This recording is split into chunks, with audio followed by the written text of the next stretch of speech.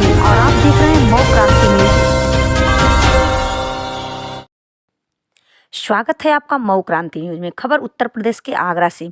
विगत दिनों आगरा के सराय ख्वाजा क्षेत्र में डूडा के द्वारा गरीबों के लगभग 2108 मकान बनाए जाने का प्रस्ताव भारत सरकार ने राज्य सरकार के माध्यम से भेजा था, जिसमें डूडा ने आगरा की मलिन बस्तियों में 108 गरीबों के मकान बनाकर दे दिए थे, जिसमें मकान बनाए अभी कुछ ही वर्ष होते ही मकान जर्जर हालत में पहुंच गए और अब तो वह लाभार्थियों के ऊपर गिर के किसी बड़े हादसे को न्योता दे रहे हैं।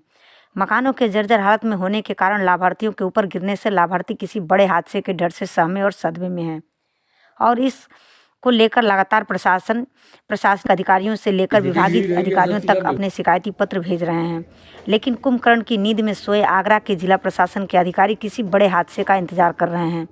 हाल ही में ताज़ा घटना आगरा के सराय ख्वाजा क्षेत्र के अल्लाह नूर उस्मानी नामक लाभार्थी की है, जिसमें पीड़ित और उनके परिजन घर में बैठ कर के खाना खा रहे थे कि मकान की छत उनके ऊपर भरभरा के गिर गई, जिससे परिवार के कई लोग मामूली रूप से घायल हो गए और एक बड़ा हादसा होने से टल गया। यदि प्रशासनिक अधिकारियों के द्वारा समय रहते इन जर्जर मकानों में रह रहे लाभार्थियों के जीवन को बचाए जाने के लिए कोई सार्थक पहल नहीं की गई तो आगरा में इन मकानों से कोई बड़ा हादसा हो सकता है। आगरा से ब्यूरो अनीस सैफी की खास रिपोर्ट। क्या नाम है आपका? फहमीदा। कहाँ रहती हैं आप? कहाँ रहती हैं इस समय? कोई सराय में। क्या परेशानी हुई है? कोई सराय खैरिया मोड़। क्या हुआ है? ये हमारे मकान की दिक्कत है, हमें आए दिन ये मकान गिरता रहता है और हम कभी भी किसी भी वक्त हमारा यही जगह है काम करने की और हमें बहुत परेशानी है।